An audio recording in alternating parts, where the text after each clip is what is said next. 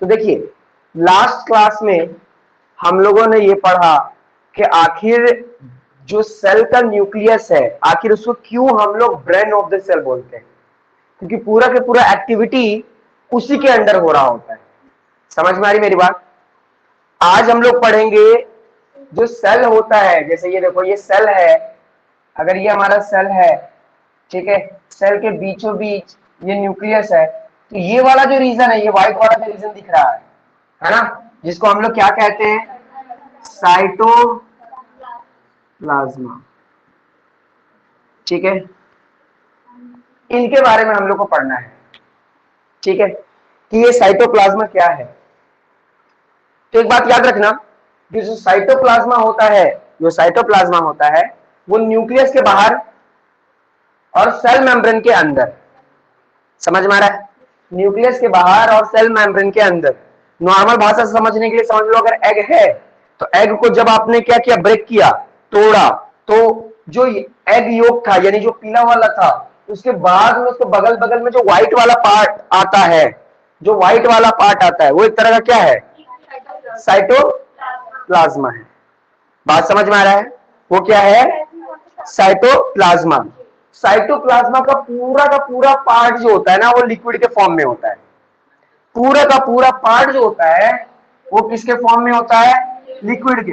लेकिन इसमें कुछ लिक्विड्स भी पाए जाते हैं, ज्यादातर मात्रा में क्या है, लिक्विड है, और कुछ सॉलिड पार्टिकल्स भी होते हैं। ठीक है, सॉलिड पार्टिकल्स भी होते हैं। तो जो लिक्विड पार्टिकल होता है ना, उसको साइटोसॉल बोलते हैं। क्या बोलते हैं, साइटोसॉल। और जो सॉलिड पार्टिकल इसमें पाए जाते हैं, सॉलिड पार्टिकल देखो, याद करो, मैं जब चैप्टर पढ़ा रहा था तुम लोगों को, तो मैं बताया था ये क्रिकेट टीम है ना, ये प्लेयर्स, यही है हमारे क्या, सेल ऑर्गेनेल्स, है ना। अब ये सेल ऑर्गेनेल्स का मतलब क्या होता है, सेल के ऑर्गन, सेल के ऑर्गन।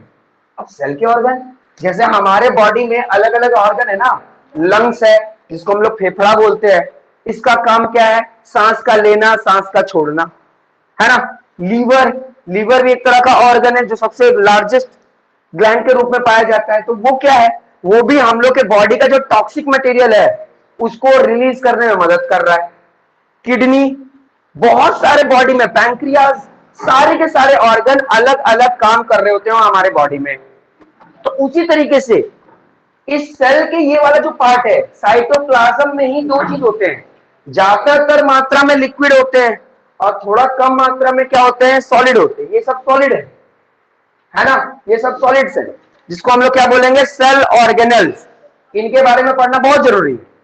और ये जो व्हाइट वाला पार्ट दिख रहा है, जहां तरल पदार्थ है, पूरा पूरा लिक्विड मटेरियल है, उसको हम लोग क्या बोलते हैं, साइटोसोल। बात समझ में आ रहा है? ये दोनों मिलकर के ही बनाते हैं साइटोप्लाज्मा, ठीक है, या साइटोप्लाज्म, ठीक है, जो बोलो। बात समझ में आ रहा है? यानी असलियत में अगर मैच हो रहा है, ठीक है, पूरा का पूरा मैच सब लोग यही देखते हैं, सब लोग यही देखते हैं, लेकिन इसको कंट्रोल कंट्रोल नहीं बोल सकते, इसको सपोर्ट यही लोग कर रहे हो, है। अगर बॉलर बॉलिंग ना करे, फील्डर कैच ना पकड़े, तो क्या काम हो पाएगा, नहीं हो पाएगा। इसलिए इन सबकी भी बहुत जरूरत है। हम लोग एक एक करके सबके बारे में पढ़ेंगे। बस तुम लोग ये समझो कि साइटोप्लाज्म में दो चीजें, एक लिक्विड है, सॉलिड है। लिक्विड को साइटोसॉल बोल रहे हैं। जैसे अगर मैं ब्लड की बात करूं, अगर तुम लोग ब्लड पढ़े होगे, तो ब्लड भी एक तरह का क्या हो गया, ब्लड के जो पार्ट है ना, उसमें भी दो चीज होते हैं। एक होता है लिक्विड मटेरियल, जिसको हम लोग क्या बोलते हैं, प्लाज्मा, ब्लड प्लाज्मा, और एक होता है सॉलिड स्ट्रक्चर में, जिसको हम लोग बोलते हैं ब्लड सेल, ब्लड सेल, जो कि है आरबीसी, है ना, डब्ल्यूबीसी और प्लेटलेट,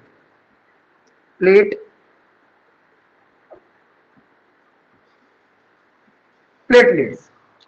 बात समझ में आ रहा है? तो कैसे एक ब्लड के अंदर, अगर आप खून, जो आपका रेड कलर का जो खून आ रहा है, उसमें ज्यादातर मात्रा में प्लाज्मा है, ज्यादातर मात्रा में प्लाज्मा है। अब प्लाज्मा जनरली देखोगे तो पेल येलो कलर का होता है, पेल येलो कलर का होता है। हिलना नहीं, हिलना नहीं, हिलना, देखो रिएक्ट करोगी तो फिर वो करेगा ना, एक्शन का रिएक्शन होगा। रुक जाओ, इसको बंद कर दो, इसलिए बोले मत खोलो, बंद करो, बंद करो, वो लगा दो ना, हाँ ये वाला लगा दो, हाँ बस बस।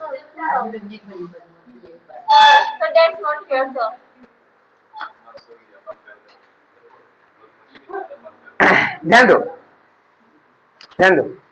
तो कहने का मतलब क्या है कि जो साइटोसॉल है ये पूरा लिक्विड मटेरियल होता है, यहीं पर ये लोग ट्रैवल करते हैं, मूव करते हैं और उनकी एक्टिविटी कंप्लीट होती है।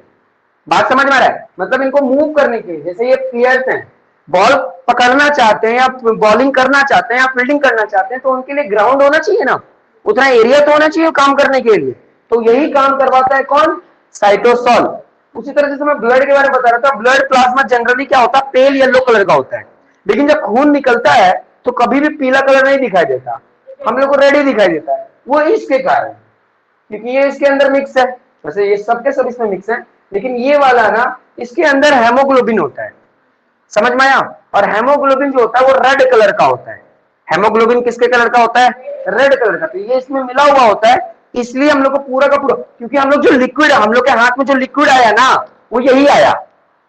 असलियत में जो खून हम लोग बोल रहे हैं कि हमारे हाथ में खून आया, वो यही आया। ये थोड़ा सा ना स्टिकी होता है, तो अगर कभी कहीं आपका हाथ खून निकल रहा है, अगर आप उसको थोड़ा सा ऐसे घुमाकर देखो, एयर के प्रेजेंस में रखो और थोड़ा देर छोड़ोगे ना, तो ये थोड़ा चिपचिपा जैसा लगेगा, तो वो प्लाज्मा के कारण। अब लाल कलर क्यों आया? ये आरबीसी के कारण। तो कहने का मतलब ये जितने भी सॉलिड पार्टिकल हैं इस लिक्विड पार्टिकल में क्या कर रहे हैं? ट्रेवल कर रहे हैं, मूव कर रहे हैं। हेमोग्लोबिन कम होगा तो ऑक्सीजन पूरे बॉडी में ठीक से नहीं पहुंचेगा। वो कम हो गया तो बात बोला, देखते हो किसी का खून बहुत गाढ़ा होता है तो हेमोग्लोबिन की मात्रा ज्यादा है और ऑक्सीजन बहुत अच्छे से पहुंच रहा है। बात समझ में आ रहा है?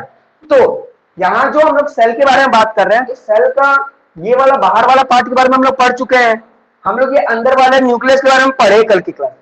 आज हम लोग इन दोनों के बीच वाला पार्ट पढ़ेंगे और उसके बाद हम लोग ये इनके बारे में पढ़ेंगे, सेल ऑर्गेनेल्स के बाद, जिसको हम लोग सेल ऑर्गन भी कहते हैं, सेल का ऑर्गन। और वही सेल का ऑर्गन पूरे सेल को क्या करता है?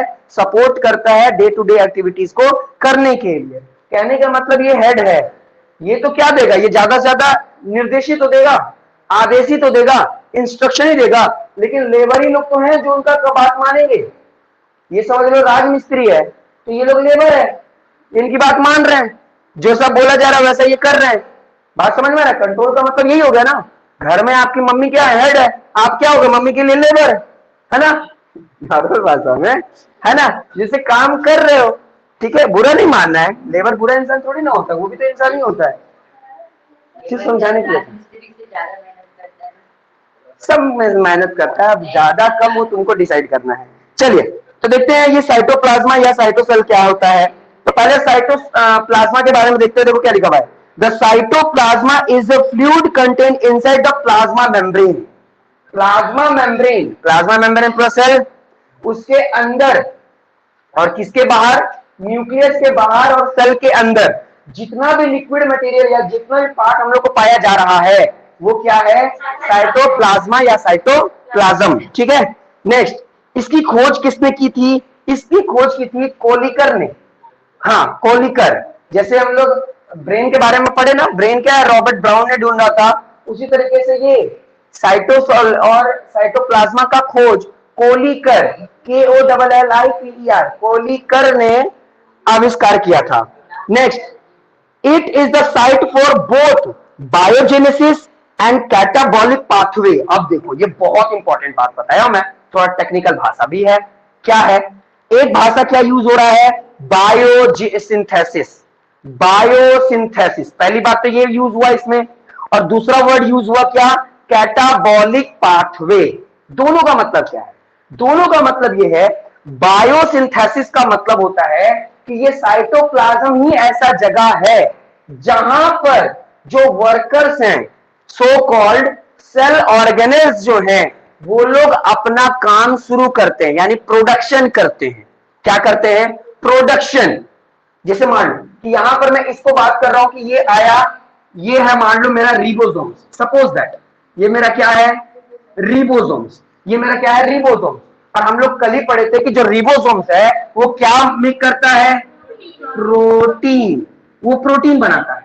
तो रिबोसोम्स तो बाहर आ चुका है, यहां पर आ गया है, तो ये तो प्रोटीन क्या बना रहा है, प्रोटीन बना रहा है ना, तो इस बनाने वाले प्रक्रिया को ही बोलते हैं सिंथेसिस। और बायो मतलब कि नेचुरली बना रहा है, हम तो उसमें कोई केमिकल डाले नहीं, नेचुरली बन रहा है ना, तो नेचुरली कोई भी चीज आ रहा है इसलिए उसको हम लोग बोलते हैं क्या, बायो, है ना। और वो बना रहा है खुद से इसलिए क्या बोलते हैं हम लोग, सिंथेसिस, इसलिए क्या बोला गया, बायोसिंथेसिस। क्लियर हो गया। वैसे यहां पर हो सकता है कि यहां पर क्या हो, माइटोकॉन्ड्रिया। अब ये माइटोकॉन्ड्रिया भी बना नहीं रहा है लेकिन कम से कम स्टोर तो कर रहा है, काम तो कर रहा है, उसको हम लोग क्या बोल दिए, बायो सिंथेसिस। और दूसरा हम लोग क्या बोले, कैटाबॉलिक पाथवे। कैटाबॉलिक पाथवे का मतलब होता है यही एक जगह है, जैसे मान लो ये प्रोटीन तो बना लिया, यहां प्रोटीन बन गया, अगर मान लो किसी फैक्ट्री में ये बन गया, है ना, कैमलिन का ये मार्कर बन गया, कहां पर, फैक्ट्री के अंदर। लेकिन अगर वो फैक्ट्री से ट्रांसपोर्ट ना हो तो क्या कंपनी का फायदा होगा, कुछ फायदा होगा, नहीं होगा। तो उसी तरह प्रोटीन यहां बन गया है, बहुत अच्छी बात, लेकिन अगर ये प्रोटीन ट्रैवल करके दूसरे के पास पहुंचे नहीं, अगर ये प्रोटीन दूसरे के पास पहुंचे नहीं जिसको प्रोटीन की जरूरत है, तो तुम्हारा बनाने का कोई फायदा हुआ। मम्मी खाना बनाई लेकिन तुम उसको खा ही नहीं रहे हो, तो मम्मी का खाना क्या हो गया, बर्बाद ही ना, यूजलेस हो गया, है ना। तो यहां पर वही चीज हुआ। तो यहां से यहां तक आना है ना, तो ये रास्ता कौन दे रहा है, ये रास्ता इसको साइटोप्लाज्म ही दे रहा है, इसलिए इसको क्या बोला जा रहा है, कैटाबॉलिक पाथवे। ये पाथवे एक रास्ता है जहां से वो सामान ए प्लेस से बी प्लेस तक पहुंचता है, यही तो रास्ता है ना, यही तो रास्ता है। जैसे मान लो इसको यहां से यहां जाना है, तो इसी के इस व्हाइट वाले से ही होते हुए जाएगा ना, यानी इस ये जो साइटोप्लाज्मा है उसी से ना, ये पूरा का पूरा जितना भी पार्ट बताया आपको, ये सब तो वही है, वहीं से तो वो जा रहा है।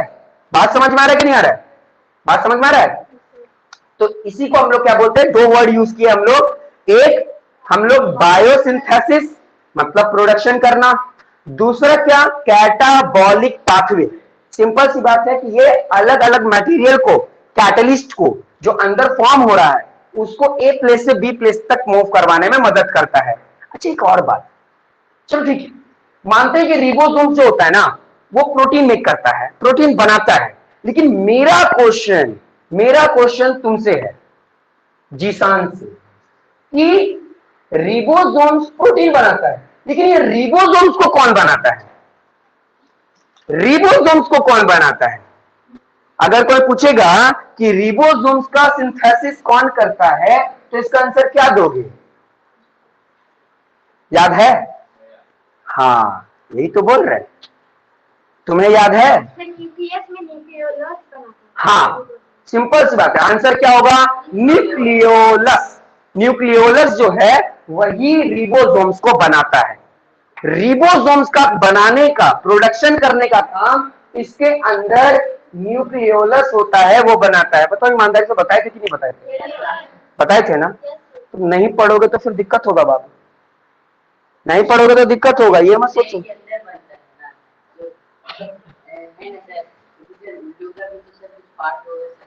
किलो का, हाँ पाठ होगा, क्यों नहीं होगा, हाँ लेकिन जब डॉक्टर की पढ़ाई करोगे तब, अभी हाँ पूरे अंदर से अंदर चले जाओगे। चलिए नेक्स्ट, इसके अंदर दो पार्ट होते हैं, अभी हम लोग देखे ना, साइटोप्लाज्मा के अंदर दो पार्ट होते हैं, लिक्विड मटेरियल वाले पार्ट जिसको हम लोग साइटोसॉल बोल रहे हैं, सॉलिड मटेरियल वाले पार्ट जिसको हम लोग सेल ऑर्गेनेल्स बोलते हैं। तो पहले हम लोग पहले साइटोसॉल के बारे में पढ़ लेते हैं, ठीक है। साइटोसॉल का देखो पहली बात क्या बोला है, aqueous soluble part contain various fibrous protein forming cytoskeleton. Simple सी बात है, यानी इसके अंदर ये पूरा लिक्विड, ये पूरा का पूरा लिक्विड ना एक तरह से समझ लो सॉल्यूशन से बना हुआ है, और किस तरह का सॉल्यूशन से, प्रोटीन के सॉल्यूशन से बना हुआ है, यानी पूरा का पूरा ये लिक्विड का जो कंपोजिशन है वो क्या चीज से है, साइटोस्केलेटन बोलते हैं, क्योंकि इसी की मदद से इस सेल को आकार मिल रहा है ना। जैसे हम लोग को आकार में हमारे हड्डियों की वजह से हो रहा है, हमारा हड्डी को हम लोग क्या बोलते हैं, स्केलेटन, है ना, पूरा बॉडी में कंकाल जिसको बोलते हैं। तो उसी तरह इस सेल को इतना गोल हम बनाए, तो क्यों बनाए, क्योंकि ये जो साइटोप्लाज्म है यानी जो साइटोसॉल है वो उसको बाहर की ओर धक्का दे रहा है, तभी तो ये आकार का हो गया। बात समझ में आ रहा है? तो एक तरह से बोल सकते हैं कि सेल को आकार किसके कारण मिला? इस साइटोप्लाज्मा के कारण। बात समझ में आ रहा है? यानी स्पेशली बोला जाता है साइटोसॉल के कारण। और ये बना हुआ क्या चीज से? प्रोटीन से। Next, chemically cytoplasm contain about 90% of water. इसमें सबसे ज्यादा मात्रा में क्या है? वाटर है। मतलब एक सेल की अगर बात करें, एक सेल, उसमें 90% तो पानी ही होता है, 90% पानी होता है, और 10% यही सेल ऑर्गेनल्स होते हैं और दूसरे दूसरे मटेरियल होते हैं, जिसमें 7% प्रोटीन होता है, 2% कार्बोहाइड्रेट होता है, लिपिड्स 1% होता है और विटामिन एंड मिनरल्स होते हैं। तो इतना लिखने की जरूरत नहीं है, एग्जाम में कभी पूछता नहीं है, ये बस यहां बता दिया गया, बस नॉलेज के लिए। समझ में आया? हाँ, तो ये तो पहले ना बोले कि साइटोसॉल एक लिक्विड होता है, क्यों लिक्विड हुआ?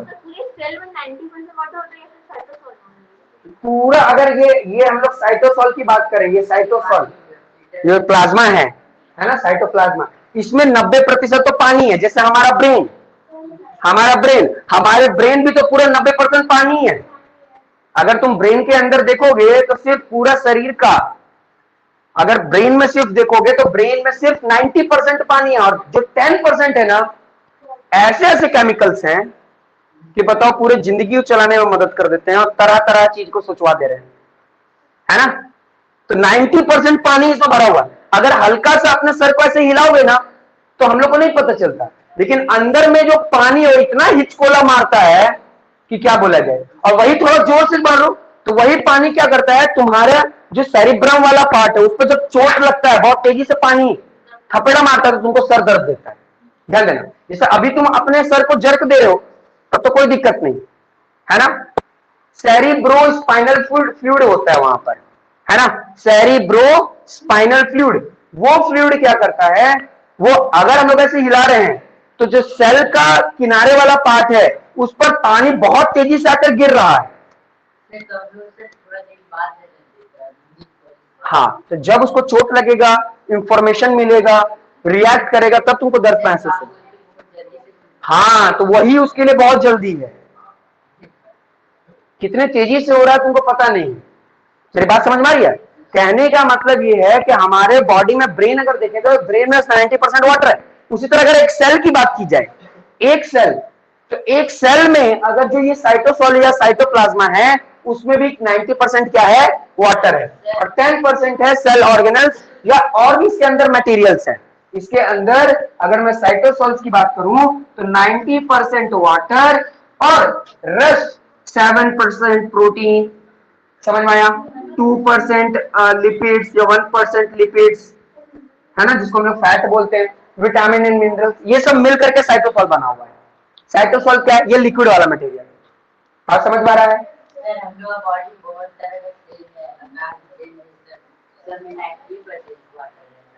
हर सेल के साइटोसॉल में 90%, हाँ, माना जाता है अप्रोक्स 90% ही है। नेक्स्ट पार्ट हम लोग को पढ़ना है क्या? सेल ऑर्गेनल्स के बारे में। अब ये देखो, सेल ऑर्गेनल्स क्या होते हैं? सेल ऑर्गेनल्स समझ लो स्पेशलाइज्ड ऑर्गन होते हैं सेल के, स्पेशलाइज्ड ऑर्गन होते हैं सेल के जो अलग अलग काम कर रहे होते हैं। इसमें बहुत सारे आते हैं, जैसे जैसे क्या होता है, एक होता है ER, एंडोप्लाज्मिक रेटिकुलम, एक होता है रिबोसोम्स, एक होता है लाइसोसोम्स, है ना, एक होता है माइटोकॉन्ड्रिया, है ना, एक होता है गोल्गी बॉडी। ठीक है, समझ में आ रहा है? जनरली हम लोग इन्हीं के बारे में पढ़ना है। बात समझ में आ रहा है? अगर हम प्लांट की बात करें तो प्लांट में होता है प्लास्टिड्स, है ना, प्लांट में पाया जाता है प्लास्टिड्स। इन सब के बारे में एक एक करके पढ़ेंगे और समझने की कोशिश करेंगे। तो सबसे पहले हम लोग पढ़ेंगे किसके बारे में? हम लोग पढ़ेंगे सबसे पहले एंडोप्लाज्मिक रेटिकुलम। समझ में आ रहा है? पहले 1 मिनट का टाइमिंग दे देता हूं, थोड़ा ऑब्जर्व करो, समझने की कोशिश करो, क्या बताया गया, क्या समझाया गया और क्या डाउट है तुरंत पूछो।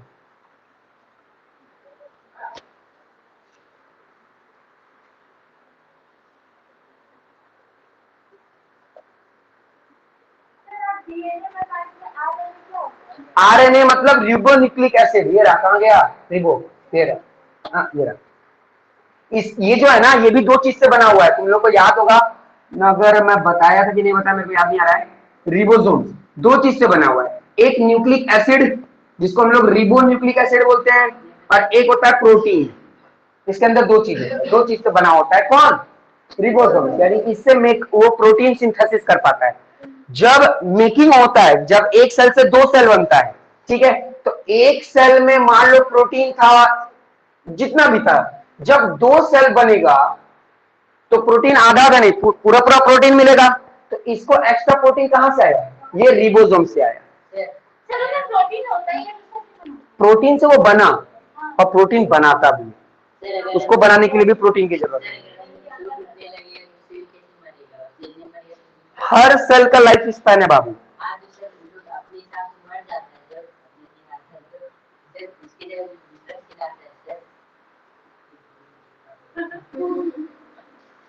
ये बात समझ में आ रहा है?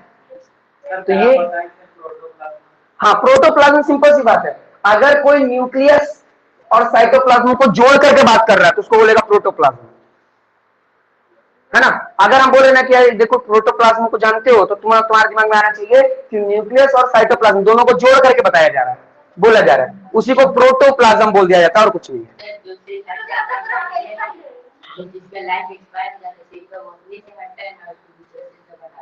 वो तो एक्सपेंशन में वो तो मर चुका है, मिक्स नहीं, उसको हटा दिया जाता है। यही लोग हटा देते हैं, बोलते हैं चलो अपनी जगह पे जाओ। हाँ, तो क्या वो कुछ नहीं कर सकता। हाँ बोलो, क्या बोल रही हो? बोलो क्या बोल रही हो?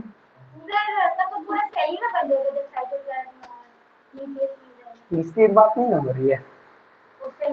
हाँ, वो भी तो एक पार्ट है, उसका भी तो रोल है। चलिए आगे पढ़ाओ, पढ़ाओ आगे। तो अब हम लोग जो सबसे पहला सेल ऑर्गेनेल्स पढ़ेंगे वो होगा एंडोप्लाज्मिक रेटिकुलम।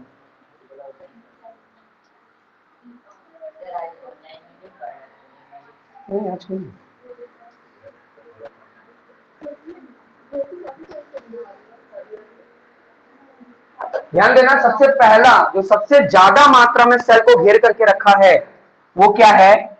वो है एंडोप्लाज्मिक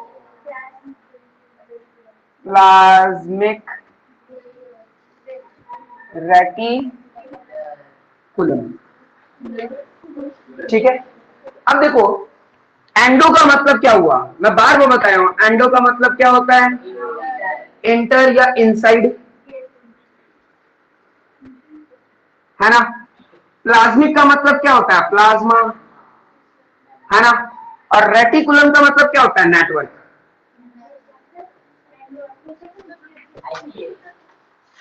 एंडो का मतलब होता है इनसाइड, प्लाज्मिक का मतलब होता है प्लाज्मा।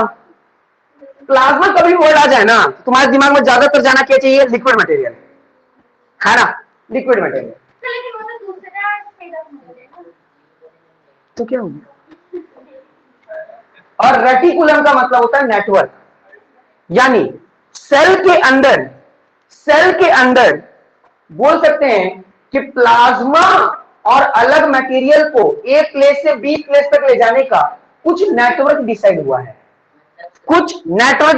है, अब ये नेटवर्क क्या है, कैसा है, अभी हम लोग समझेंगे। ध्यान देना, फिर से मैं बता रहा हूं, एक हमारे पास सेल है, ये हमारा सेल है, और हम लोग जानते हैं कि सेल के बीचों बीच क्या होता है?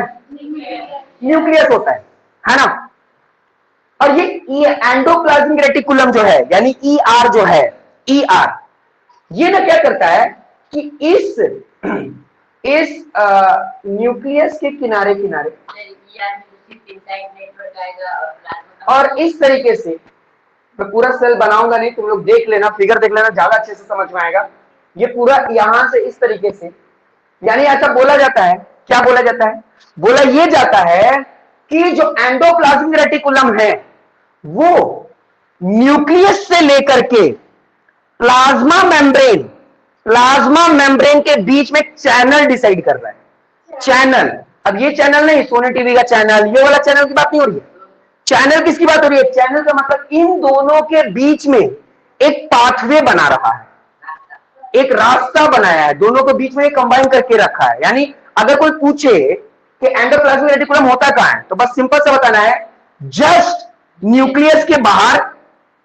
और ये कहां से कहां तक फैला होता है? यहां से लेकर पूरा ये वाला पार्ट, यानी इसको भी छुआ रहता है, मतलब इसको भी पकड़ के रखा है और इसको भी पकड़ के रखा है। इन दोनों को पकड़ के, एक हाथ से पकड़ के रखा है किसको, न्यूक्लियस को, और एक हाथ से पकड़ के रखा है किसको, प्लाज्मा मेम्ब्रेन को या सेल मेम्ब्रेन को। कौन, एंडोप्लाज्मिक रेटिकुलम। एंडो का मतलब सेल के अंदर, प्लाज्मा मतलब ये प्लाज्मा में रहता है, प्लाज्मा यही था ना, हम लोग साइटोप्लाज्म देखे थे ना। और रेटिकुलम का मतलब नेटवर्क, ये पूरा अपना क्षेत्र नेटवर्क फैला करके रखा है। नेटवर्क मतलब ये नेटवर्क क्यों फैला के रखा है, क्योंकि किसी को भी ए प्लेस से बी प्लेस तक जाना है, वो काम यही करवाता है। अब पहले इसको फिगर ध्यान से देखना होगा, तब देखने में समझ में आएगा और अच्छा भी लगेगा। तो देखता हूं, हाँ ये देखो एकदम सही है। पहले तुम लोग तो देख लियो ना, तुम लोग देख लो जी, बुक में दिया हुआ है ना, देखो और दूसरे को भी दिखा दो। ये देखो यही है, दो तरह का चीज है। और तुम्हारे पास एडिशनल दिखा देते हैं लोगों को, ठीक है।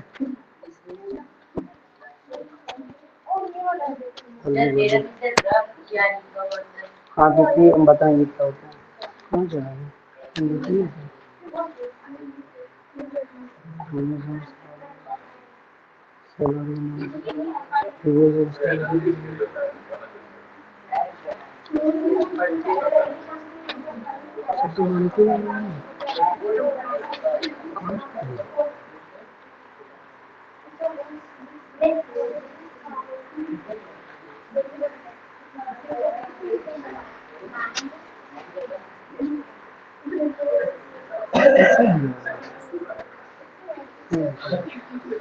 और किसी के पास एस्टैंड है, हम बताएंगे। पहले देखो, पहले फिगर देखो, फिगर देखो, क्योंकि हम फिगर देख करके पूछेंगे एग्जाम में अंतर क्या है। तुम भी देख रही हो, हाँ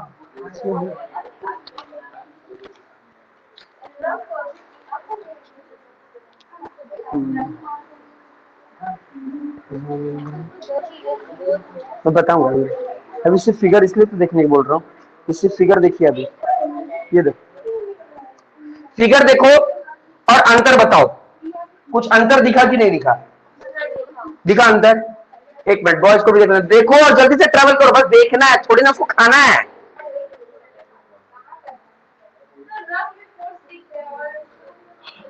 नहीं दिख रहे, अच्छा ठीक है, अभी मैं पूछूंगा।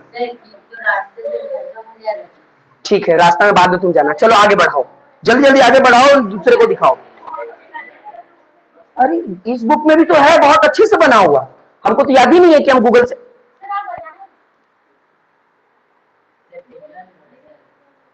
देखो फिगर को देख के ये पता चला कि जो ER है वो एक तरफ न्यूक्लियस से जुड़ा हुआ है और दूसरा तरफ मेम्ब्रेन से जुड़ा है। इन लोगों के बीच में क्या है, नेटवर्क है, नेटवर्क है, ये पूरा का पूरा नेटवर्क है। अब ये दो तरह का होता है, दो तरह का होता है। ER जो होता है वो दो तरह का होता है, एक होता है SER और एक होता है RER। S का मतलब होता है स्मूथ, और ये क्या होता है, रफ, बस, और कोई अंतर नहीं है।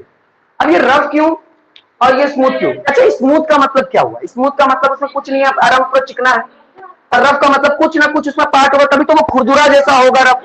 तो असलियत में जो RER है ना, RER जो रफ है, रफ इसलिए है क्योंकि उसके ऊपर लगा हुआ है रिबोसोम्स। रिबोसोम्स में, स्मूथ में कुछ नहीं लगा हुआ है। बात समझ में आ रहा है? और जो RER है ये प्रोटीन को एक जगह से दूसरी जगह पहुंचा रहा है, और जो स्मूथ है ना वो लिपिड्स को यानी फैट्स को एक प्लेस से दूसरे प्लेस तक लेकर जा रहा है। अब ध्यान देना, अगर तुम लोग फिगर को देख रहे होगे, अगर तुम लोग फिगर को देख रहे होगे तो देखना इस फिगर में, यहां देखो छोटे छोटे डॉट्स दिख रहे हैं, छोटे छोटे डॉट्स दिख रहे हैं, यही छोटे छोटे जो डॉट्स हैं यही है राइबोसोम्स।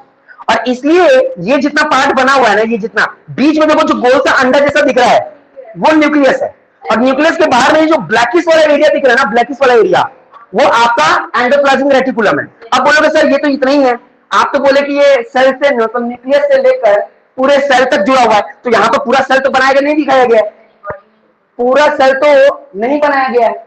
बात समझ में आ रहा है? हाँ, तो कहने का मतलब क्या है, और देखो यहां पर ये भी एंडोप्लाज्मिक रेटिकुलम है, लेकिन ये बहुत ही ज्यादा क्या है, स्मूथ है ना।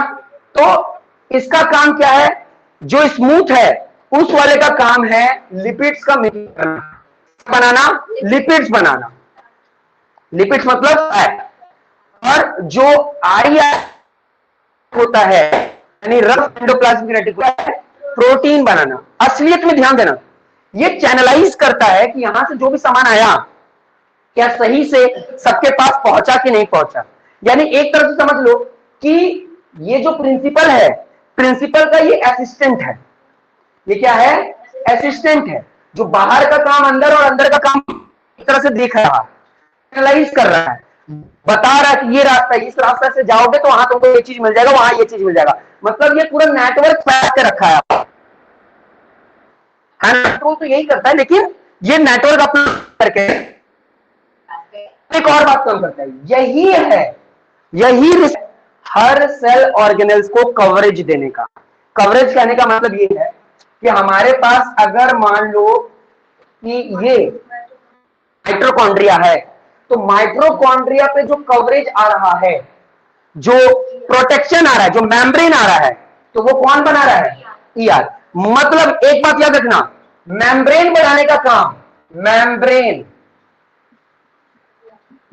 बनाने, सेल मेम्ब्रेन या मेम्ब्रेन बनाने का काम। मेम्ब्रेन भी कोई वर्ड है ना, जैसे तुम्हारे शरीर में मेम्ब्रेन क्या है, तुम्हारे शरीर स्किन है, स्किन क्या कर रहा है, कवर कर रहा है। उसी तरीके से हर सेल ऑर्गेनेल्स को जो कवरेज मिला है, हर सेल ऑर्गेनेल्स को जो कवरेज मिला है, वो किसके कारण मिला है, एंडोप्लाज्मिक रेटिकुलम के कारण, एंडोप्लाज्मिक रेटिकुलम के कारण। ये एंडोप्लाज्मिक रेटिकुलम ही है जो अंदर में जितने भी अलग अलग सेल ऑर्गेनेल्स हैं सबको मेम्ब्रेन दिया, सबको मेम्ब्रेन बाउंड कर दिया, है ना। कौन करता है ये करता है एंडोप्लाज्मिक रेटिकुलम। लेकिन ये एंडोप्लाज्मिक रेटिकुलम दो तरह का होता है, क्योंकि ये सिर्फ मेम्ब्रेन ही नहीं बनाता, ये लिपिड्स का भी फॉर्मेशन करता है और साथ ही साथ प्रोटीन का भी। असलियत में प्रोटीन तो रिबोसोम्स करता है, लेकिन रिबोसोम्स इसको चिपके हुए रहते हैं, इसलिए इसका भी नाम उसमें आ जाता है। बोलो समझ में आया कि नहीं आया, बात समझ में आ रहा है।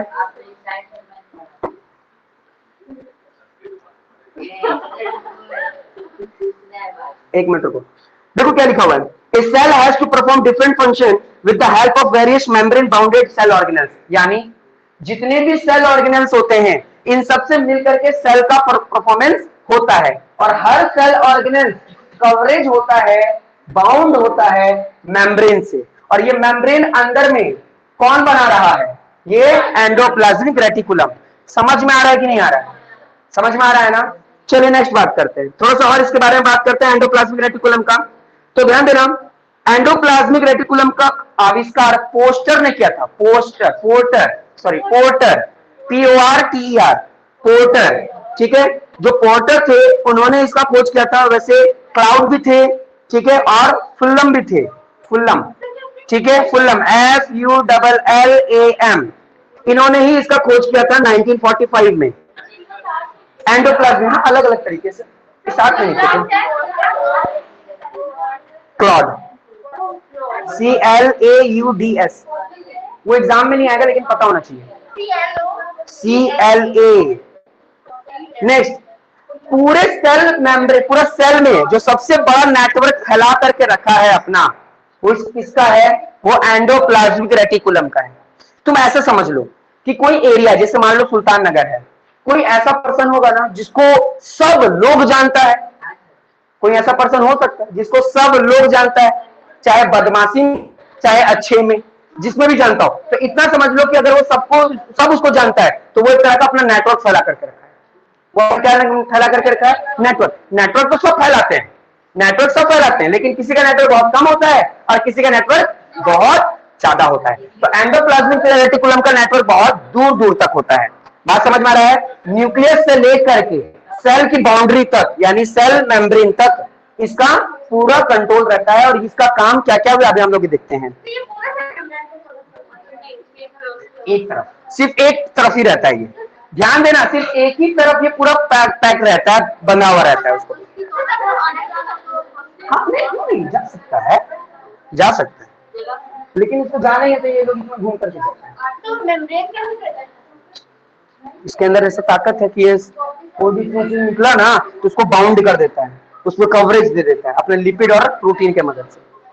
नेक्स्ट देखो क्या लिखा हुआ है, these are present in all cell except prokaryotic and mammalia arthritis, मतलब आरबीसी में ये नहीं होता। अगर आरबीसी का सेल देखोगे ना तो आरबीसी भी एक सेल है, जब आरबीसी भी एक सेल है तो इसका मतलब उसके अंदर न्यूक्लियस होगा, न्यूक्लियस होगा यानी सेल का पूरा फीचर्स होगा, लेकिन आरबीसी में ईआर नहीं होता और प्रोकैरियोटिक सेल में भी ईआर नहीं होता। बस यही याद रखना है तुमको, एमसीक्यू में हो सकता है, आ सकता है, डब्ल्यूबीसी में होता है। उसमें नेटवर्क इस तरीके से नहीं, उसमें से इसके द्वारा ही अपना जो डेटा है वो भेज दिया जाता है, साइटोसॉल की मदद से ही भेज दिया जाता है। नहीं पूरी तरीके से बन ये ईआर नहीं होता। तुम लोग को समझ में आ रहा है कि नहीं आ रहा है? समझ में आ रहा है? उससे पूछो तो उसको समझ में आ रहा है, तुम्हें समझ में? ठीक है, नेक्स्ट देखो क्या लिखा हुआ है। नेक्स्ट लिखा हुआ है प्रोकैरियोटिक में नहीं होता, यूकैरियोटिक में तो होगा ही होगा। Next, it look like a long tube round and ऑब्लिक्स bags यानी वेसिकल्स। अब देखो ये तीन तरह का दिखाई देता है, शीट के जैसा दिखाई देता है, शीट देखो ऐसा, इसको शीट बोलते हैं हम लोग। ये जो है ना, ये इसको हम लोग शीट कहते हैं। शीट कहने का मतलब क्या हो गया, जैसे अगर मान लो कोई कपड़ा लिए है ना, कपड़ा को अगर फोल्ड करके रख दे, कपड़े को फोल्ड करके रख दे तो एक शीट के जैसा है ना, शीट जानते हो कि नहीं, शेर है ना, हाँ बेडशीट जो भी है, तो वो शीट के जैसा होता है। आगे में अगर देखोगे चपटा सा लंबा सा है ना, इसलिए इसको क्या बोल रहे हैं, शीट बोल रहे हैं। अच्छा ये ट्यूब जैसा है, ये क्या है, ट्यूब जैसा, ये ट्यूब। अच्छा एक दो किनारे किनारे गोल गोल सा ऐसा भी होता है जिसको हम लोग क्या बोलते हैं, वेसिकल्स, है ना, वेसिकल्स के जैसा होता है। यानी सेल के अंदर जो ईआर होता है वो शीट के जैसा भी होता है, ऐसा शीट होता है मतलब चादर के जैसा, दूसरा ट्यूब के जैसा भी होता है ना, ऐसा के जैसा भी होता है, और वेसिकल्स के जैसा भी होता है। ये तीन तरीके से जो एंडोप्लाज्म शीट में ही रिबोसोम्स रहते हैं। जो ट्यूब जैसा दिखता है स्ट्रक्चर उसमें नहीं होते, इसलिए इसको इस वाले पार्ट को जो ट्यूब जैसा दिख रहा है इसको हम लोग SER बोलते हैं, और जो शीट जैसा दिख रहा है उसको हम लोग RER बोलते हैं। बात समझ में आ रहा है? वेसिकल्स में भी ये नहीं होते, इसको भी हम लोग SER ही बोलते हैं।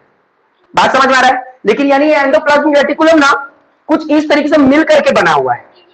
हाँ तीन ही शेप है, एक शीट के शेप का, एक ट्यूब के शेप का ट्यूब, और एक वेसिकल्स है ना इसके शेप में पाया जाता है। कौन? Endoplasmic reticulum. सब रहता है हमारे बॉडी में। नेक्स्ट, हाँ, the ER membrane similar to the structure plasma membrane, it is also made up of lipids and protein. Simple सी बात है, ये बना क्या चीज से है, ये क्या चीज से बना है, ये भी बना हुआ है क्या चीज से, लिपिड और प्रोटीन से। लिपिड का मतलब क्या होता है, फैट्स, और फैट हम लोग जानते हैं इसको चर्बी की जरूरत है, और चर्बी कहां से मिलता है, बहुत जगह से हम लोग को चर्बी मिलता है। मेनली हम लोग को चर्बी मिलता है ऑयल से, है ना, वेजिटेबल जो ऑयल होता है वहां से हम लोगों को फैट्स मिलते हैं, है ना। बहुत सारे खाने में भी फैट्स होता है, आलमंड खाते हो है ना, या बादाम खाते होगे तो उसमें भी हम लोग को लिपिड्स यानी फैट्स मिलता है। एडिशनल फैट्स जरूरी नहीं है हमारे पास। अच्छा, दो तरह के एंडोप्लाज्मिक रेटिकुलम होता है जो कि मैंने बता दिया, बस इसका वर्क देख लेते हैं। तो सिंपल सी बात है, जो रफ है वो रफ की हमें पता चल गया, क्योंकि उसमें क्या है, रिबोसोम्स है, और रिबोसोम्स क्या सिंथेसिस करते हैं, प्रोटीन। बात समझ में आ रहा है? एसईआर मतलब पूरे प्लेन है, स्मूथ है, इसलिए क्यों, क्योंकि इसमें कोई भी रिबोसोम्स नहीं होते, तो ये क्या बनाते हैं, लिपिड्स के बने होते हैं और लिपिड्स बनाते हैं। बाकी सारा चीज हो गया। अच्छा ये क्या करता है, ये मेम्ब्रेन बायोजेनेसिस करता है। फिर वही बात हो गया, बायोजेनेसिस का वर्ड का मतलब क्या होता है, बायोजेनेसिस का मतलब होता है, देखो कोई भी, देखो अभी हम लोग तीन चीज पढ़े जो टेक्निकल अगर देखा जाए, अभी तुम स्टार्टिंग में पढ़े थे बायोसिंथेसिस।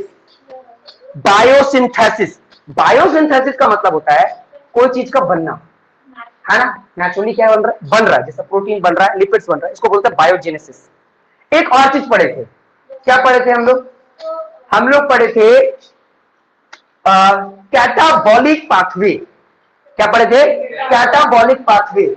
मतलब ये सब पाथवे, ये सब रास्ता है जहां से कोई भी एक मटेरियल दूसरे मटेरियल तक क्या करेगा, ट्रेवल करेगा। जैसे ये रास्ता है, ये सब रास्ता है जहां से हम ए प्लेस से बी प्लेस तक जा रहे हैं, ये पाथवे है, ये मेरा पाथवे है, हम इसी पे मूव करते रहते हैं हमेशा। बात समझ में आ गया? तो ये हो गया।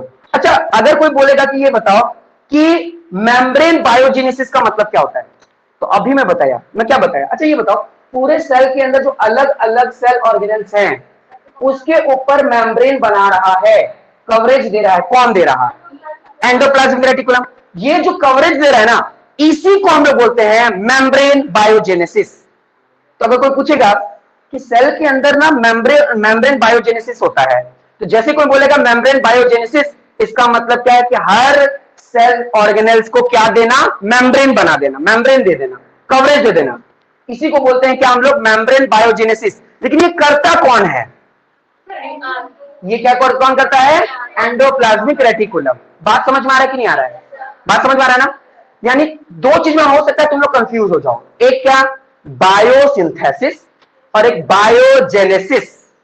ठीक है, बायोसिंथेसिस और बायोजेनेसिस, अंतर सुनो। बायोसिंथेसिस का मतलब हुआ जैसे रिबोसोम्स क्या बना दिया, प्रोटीन बना लिया, तो इसको हम लोग सिंथेसिस बोलते हैं, है ना। यानी किसी प्रोटीन का बनना, है ना, प्रोडक्शन हो जाना, किसी भी एलिमेंट का क्या होना, प्रोडक्शन हो जाना, वो होता है क्या, सिंथेसिस। और बायोजेनेसिस, जेनेसिस का मतलब क्या होता है, मेम्ब्रेन चढ़ना। क्या चढ़ना? मेम्ब्रेन। तो मेम्ब्रेन चढ़ाने का काम कौन करवाता है? Endoplasmic reticulum. इसलिए हम लोग बोलते हैं कि एंडोप्लाज्मिक रेटिकुलम मेम्ब्रेन बायोजेनेसिस करता है, यानी मेम्ब्रेन का कवरेज लगाता है, मेम्ब्रेन का कवर चढ़ाता है। ये दोनों करते हैं, हाँ दोनों करते हैं। बात समझ में आया कि नहीं आया? ये एक टेक्निकल चीज इसमें था जो कि मैं तुम लोग को बता दिया। हाँ, एक और भी इसका बहुत इंपॉर्टेंट काम है, एसईआर का। एसईआर का एक और बहुत इंपॉर्टेंट काम है, डिटॉक्सिफाइंग करना।